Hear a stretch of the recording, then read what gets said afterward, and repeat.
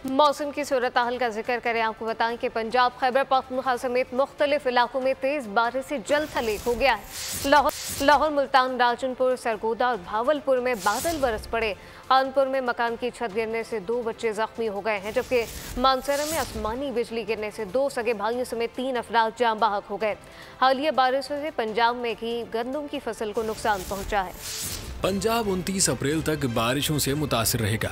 PDMA ने खबरदार कर दिया। पंजाब के बेशतर अजला में बारिश और ज़ालाबारी का सिलसिला जारी है।